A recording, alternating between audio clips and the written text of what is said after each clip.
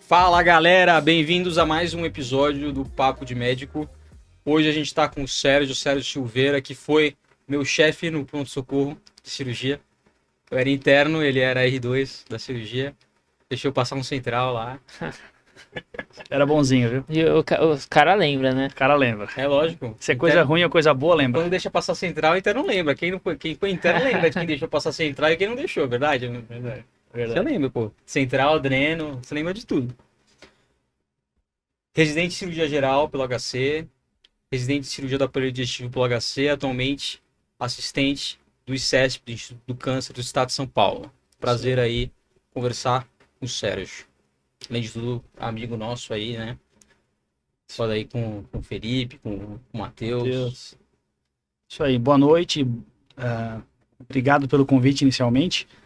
Achei muito legal a ideia do podcast aí, quando vocês gravaram alguns episódios que eu assisti. E fui felicitado aí de vocês me chamarem, se tivesse a honra. E quanto ao Central, obrigado por lembrar também, que eu não lembrava. E fala aí, a gente sempre fala aqui no começo do podcast, a gente sempre faz algumas perguntas meio padrão, porque o pessoal que escuta a gente tem muito estudante que estuda, muito recém-formado, então a gente pergunta bastante sobre a decisão sobre a residência de cirurgia geral, né, que foi do seu caso, e a decisão sobre a especialidade. Então, começando sobre a decisão sobre a cirurgia geral, como é que foi esse processo para você? Uma boa pergunta. Na faculdade, eu sempre fui muito ligado às coisas de anatomia, assim. Então, anatomia e técnica cirúrgica. Então, eu fui monitor de anatomia no primeiro ano, segundo, terceiro semestre. Na minha faculdade era por semestre. Então, no segundo, terceiro semestre, eu fiquei monitor de anatomia. Fui mais dedicado às áreas de cirurgia geral. Sempre gostava mais de técnica, essas áreas mais...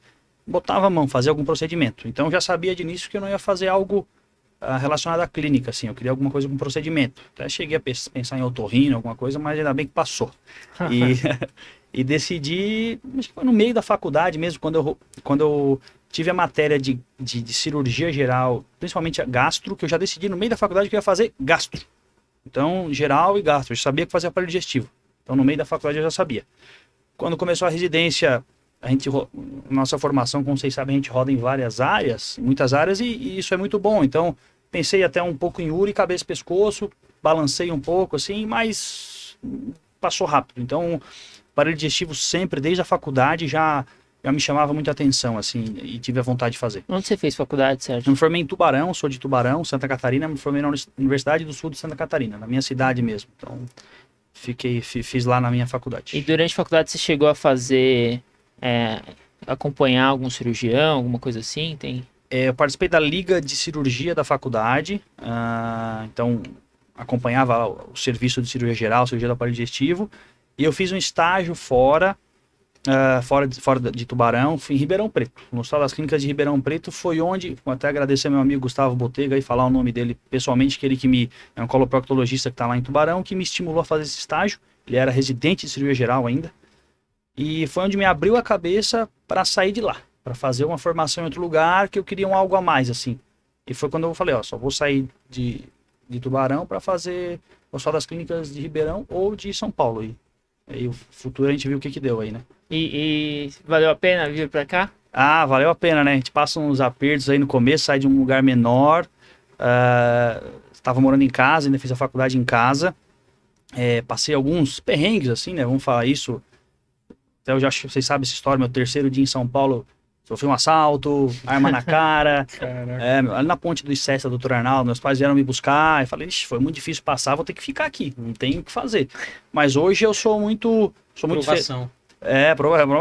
Boas-vindas, né? Hoje eu sou feliz aqui, tô adaptado, é uma relação de amor e ódio, mas hoje muito mais amor, e é como eu comento para as pessoas que perguntam lá da cidade, assim, né? Não é você que escolhe São Paulo, né? É São Paulo que te escolhe. Então, se a gente está bem inserido nas coisas, tem bom trabalho, boas condições de trabalho, a cidade escolheu e está sendo bem acolhido. Então, por enquanto eu me encaixo nisso, mas também não é nada fixo, acho que hoje tem que estar com a cabeça aberta aí para fazer qualquer coisa. Não bate uma saudade do surf, não? Bate, sempre bate. Tanto é que às vezes a gente dá umas escapadas aí, né? É um feriado, passa Ubatuba tá aí para isso. também tá aí para isso. Mas às vezes a gente consegue passar algum plantão, passar um feriado, fazer uma viagem, fazer alguma coisa aí para... Às vezes tem que também dar uma limpada na cabeça de tanto trabalho para poder voltar revigorado e fazer atividade física, e voltar às atividades habituais de trabalho, né? Uhum.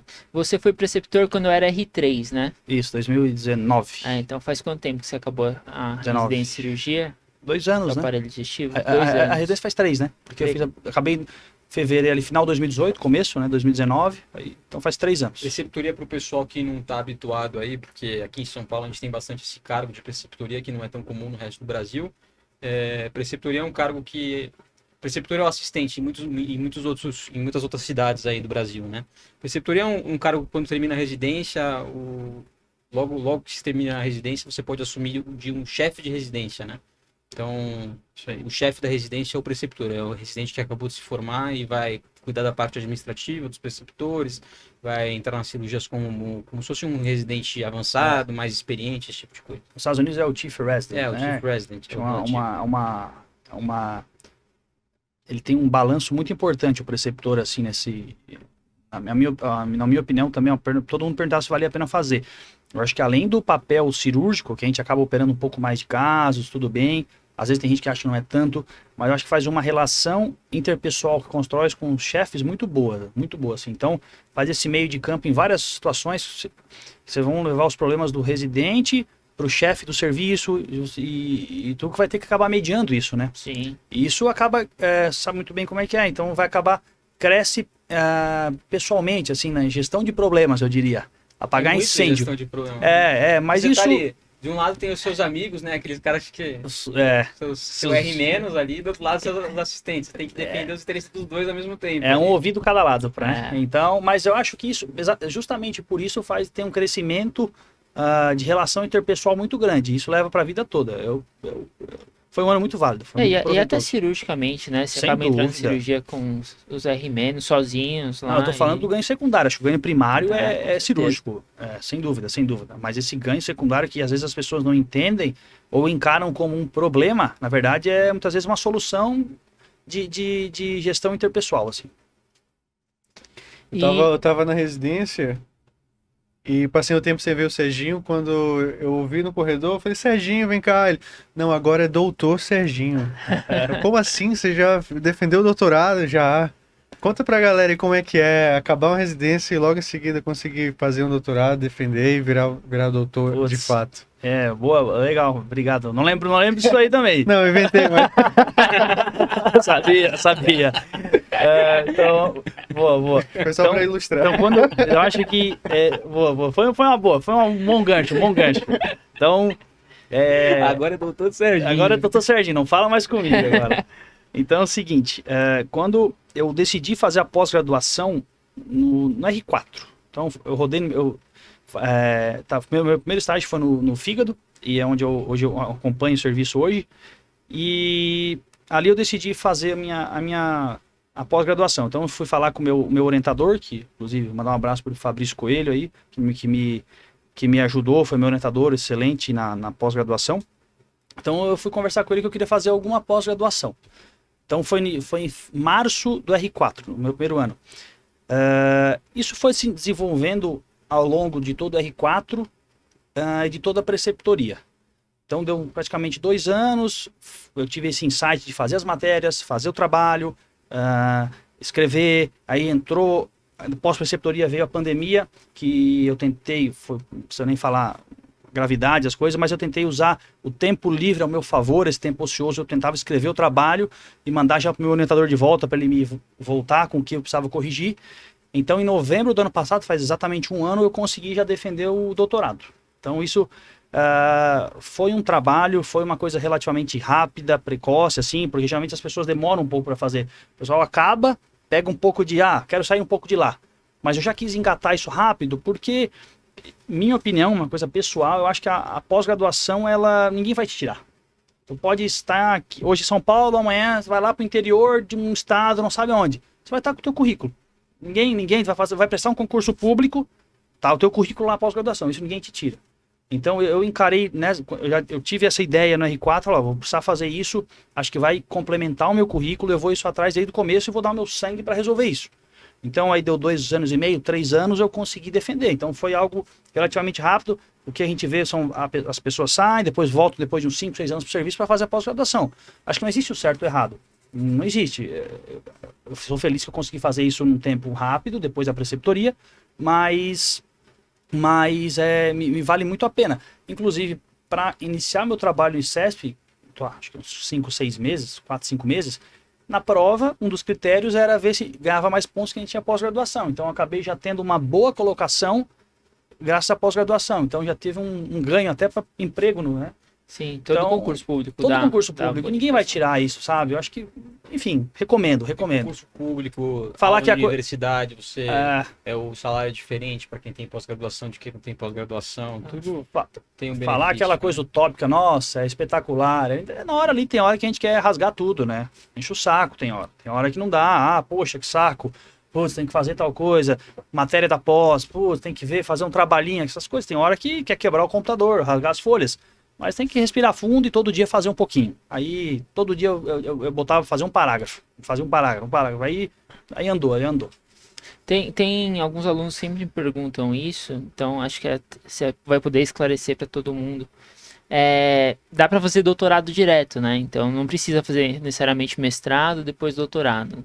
Né? Isso, boa. Na nossa universidade ali, pela nossa residência, no Hospital das Clínicas, ele tem a opção de fazer o doutorado direto. Isso é um processo que depende do teu trabalho, depende se já tem publicação científica na área. Então, alguns critérios que têm que ser preenchidos e analisados para ver qual o caminho que vai ser. Se vai ser mestrado primeiro ou doutorado direto. Então, existe essa opção sim de fazer o doutorado direto. Deixa eu perguntar mais uma coisa para você. Das áreas de gastro que você escolheu, assim, na hora de você sair, né? A gente sabe que o pessoal que faz gastro abrange desde coisas que são mais simples, né? Que o gastro do dia a dia, do cirurgião geral do dia a dia, né? Faz hérnia, faz colecisté, até coisas extremamente complexas, né? Que mexem com pâncreas, esôfago, vias biliares e tudo mais. Dessas áreas de interesses mais complexas, como você acha que é o caminho, assim, para quem quer se especializar em alguma dessas áreas? O que você tem buscado nessas opções? Como você vislumbra isso dentro da gastro? Ótimo.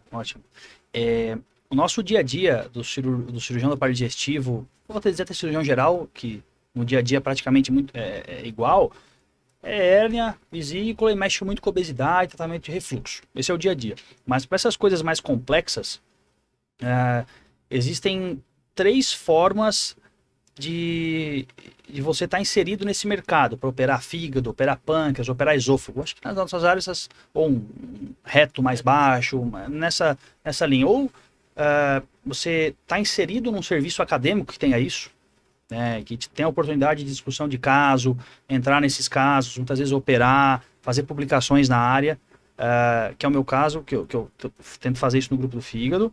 Ou você acaba ajudando alguma pessoa que é referência na área fora. Tá? A cirurgia não é sua, você vai ser um auxiliar, mas você vai estar entrando constantemente nessas cirurgias de esôfago, pâncreas, fígado ou reto. Ou está trabalhando em algum esquema como eu vou te falar, drenando por algum serviço de convênio. Existem vários convênios que eles referenciam para uma equipe os casos mais complexos. Então, eu vou falar o nome aqui, mas existem vários convênios que acabam drenando para uma equipe de 3, 4 pessoas, todos os casos de esôfago, ou todos os casos de HPB, que é fígado, pâncreas e via biliar, ou todos os casos de reto. Então, essas são as 3 formas para poder estar atuando fazendo esses casos mais complexos. E aí você consegue desenvolver nessa área. Vale citar que é muito difícil um cirurgião que é muito bom em esôfago, opera muito bem pâncreas, opera muito bem fígado. Tudo, né? Não existe. Esse é muito difícil. A gente sabe muito bem aí que as coisas são mais por área, existem nomes para cada área, assim. Então, acho que essas são as 3 formas de desenvolver cirurgias de grande porte. Um meio acadêmico, ajudando alguém fora, você vai entrar bastante nessa cirurgia, não vai fazer, mas vai entrar muito, vai auxiliar muito, ou tá por algum esquema de convênio que ele te drena todos esses casos. Uhum. E como que é a carreira aí de um jovem cirurgião em São Paulo, Serginho? Ah, boa. Então, 3 anos que eu tô no pós-cirurgia da parte digestiva. A gente teve um ano de pandemia que foi difícil para todo mundo, de trabalho, né? Cirurgias praticamente não ocorreram. esse ano foi- Era mais urgência, né? Esse ano voltou mais pro segundo semestre agora, né? As coisas, e ano passado foi nulo. Como que funciona assim? Vou dizer o meu exemplo de vários colegas que trabalhando juntos fazem como assim. Então, geralmente o pessoal tem um plantão fixo em algum lugar, alguma carga horária fixa em algum lugar. Eu tenho no Instituto do Câncer. As pessoas acabam ajudando algum chefe fora. Eu ajudo duas pessoas fora, auxiliar cirúrgico, vê casos, atende pacientes, e o consultório. Né? E o consultório que no começo do cirurgião é um pouco mais devagar. Porque para ser reconhecido, começar a divulgar o seu espaço, ter os seus casos operados. Então, mas graças a Deus as coisas estão melhorando e os casos estão aparecendo. Então, são essas 3 formas e acaba indo também para às vezes fazer na nossa área, na URA um pouco diferente talvez, tendo uma retaguarda de algum hospital. Trabalha com alguém que tem um sobreaviso de algum hospital que acaba te dando uma demanda aí de casos de uns abdômen agudo, algumas urgências para resolver e entrando no bolo dos ganhos, né? Mas realmente são esses 4 caminhos. Uma retaguarda, ajudar alguém, o consultório que no começo é mais devagar, mas acho importante ter, e algum esquema fixo de plantão, CLT, algum trabalho fixo que te dá tem que pagar as contas, né? Quantas horas por semana você trabalha? Boa pergunta, acho que olha, 40 horinhas, não, 60. e 60, tem uma pós-plantão. Não, brincadeira. Eu trabalho todos os períodos, de segunda a sexta, eu tento tirar um período ocioso para mim, um período para fazer minhas atividades, escrever algum trabalho, fazer alguma atividade física. Sim, atividade física eu faço sempre, mas período uma manhã, uma tarde, para ficar mais tranquilo. Então, 9 períodos de segunda a sexta, às vezes todos estão cheios. E final de semana, via de regra, trabalho 2 cheios por mês, assim. Dois sábados e domingos no mês, folgo 2. Às vezes trabalha 3, folga 1. Às vezes tira umas férias, enfim. Vai por essa linha. Mas as horas eu não parei pra contar. Assim. Deve ser muito estranho terminar. Vocês já terminaram, mas eu tô no R5, deve ser muito estranho terminar a residência. Deve dar um certo vazio Primeiro, existencial no dá um começo. vazio, porque às vezes no primeiro dia tu abre na cama o teu olho assim, ó. O que eu vou fazer? Fazer nada.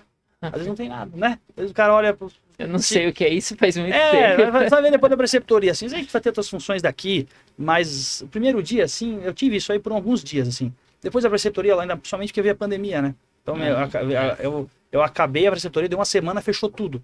Mas essa uma semaninha, assim, que não tinha quase nada lá, tinha um plantãozinho à noite, um dia outro da semana, abri o olho assim, o que eu vou fazer?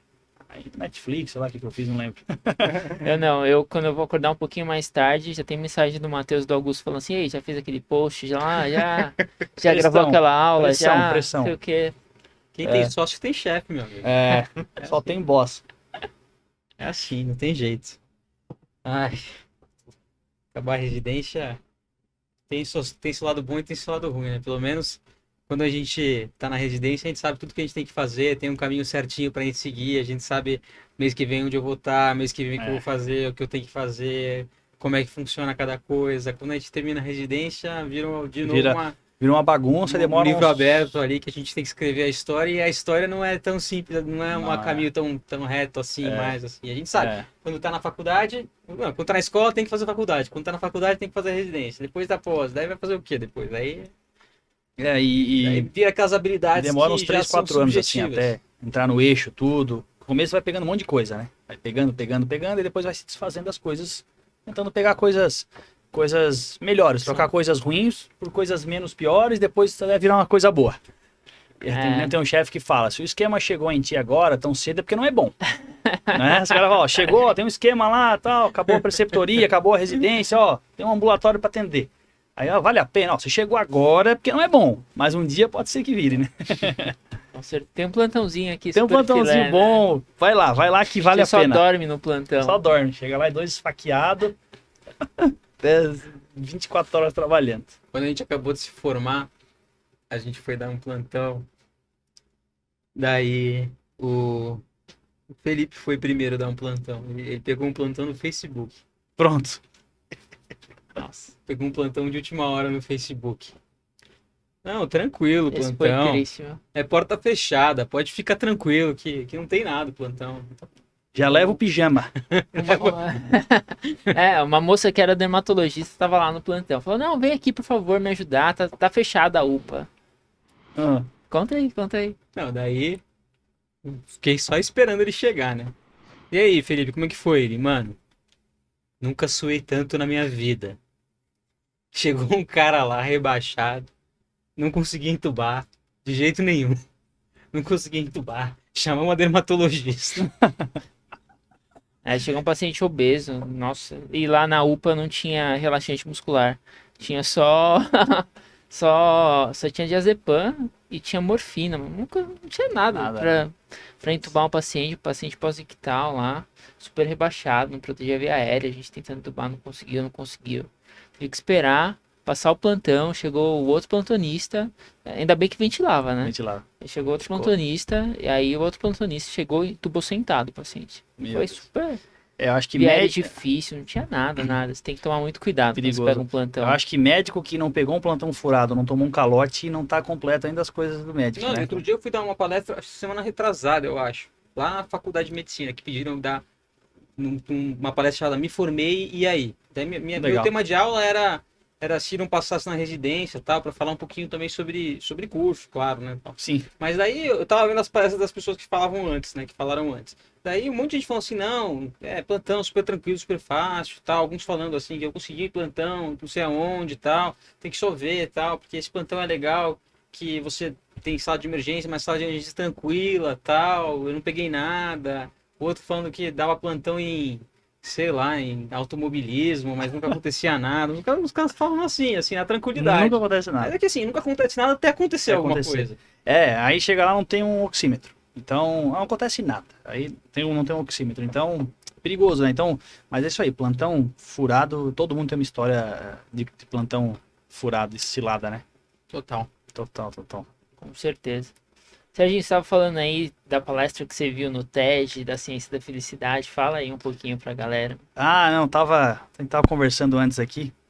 E, assim, o que a gente vê, muitos alunos, quando eu era preceptor principalmente, ou às vezes colegas, às vezes um pouco mais, eu sou jovem, né, não tô me chamando de velho, mas um pouco mais jovem, um grau de ansiedade, assim, para o que vai acontecer, não tenho trabalho ainda, no R4, tá acabando, o que eu vou fazer, não tenho pai, não tenho tio, não tenho ninguém, tô sozinho, não tenho oportunidade, e às vezes as pessoas acabam ficando até tristes por isso, assim, elas mudam a sua personalidade por um pouco de ansiedade, sabe? Elas perdem um pouco o brilho nos olhos por isso.